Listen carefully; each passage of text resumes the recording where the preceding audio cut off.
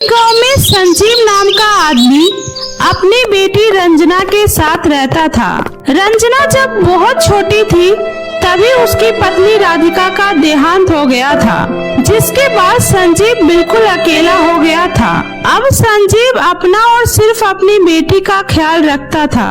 उसकी बेटी रंजना अभी 8 साल की थी और वह एक बहुत अच्छी स्कूल में पढ़ती थी। संजीव घर का सारा काम करने के बाद अपने एक छोटे से दुकान पर छोले भटूरे बेचा करता था। रंजना की क्लास में अंजलि नाम की एक लड़की पढ़ती थी। अंजलि रंजना को बहुत परेशान किया करती थी और वो उसे हमेशा चिढ़ाते रहती थी। ऐसे ही दिन बीत रहे थे। एक दिन की बात है, अंजलि पढ़ने के समय में खेल कूद में लगी हुई थी।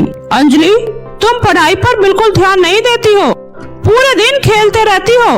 रंजना को देखो, इसके पापा पूरे दिन मेहनत करके छोले भटूरे बेचकर जो भी कमाते हैं उसमें ही रंजना का पालन पोषण करते हैं। कम से कम इसको देखकर तो कुछ सीखो।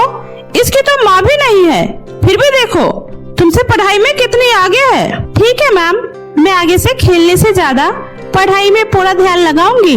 जैसे ही मैडम अंजलि को क्लास में डांट लगाती है, उसको देखकर सारे बच्चे जोर जोर से उस पर हंसने लगते हैं। यह सब देखकर अंजलि को बहुत गुस्सा आता है और वह गुस्सा होकर वहाँ से चली जाती है और घर जाकर सोचती है, आज उस छोले भटूरे वाली की वजह से मुझे सबके सामने शर्मिंदा होना पड़ा। मुझे पढ़ाई करने की कोई जरूरत नहीं है, मेरे पास किसी भी चीज की कोई कमी नहीं है, लेकिन उस भटूरे वाली को तो मैं छोड़ूंगी नहीं।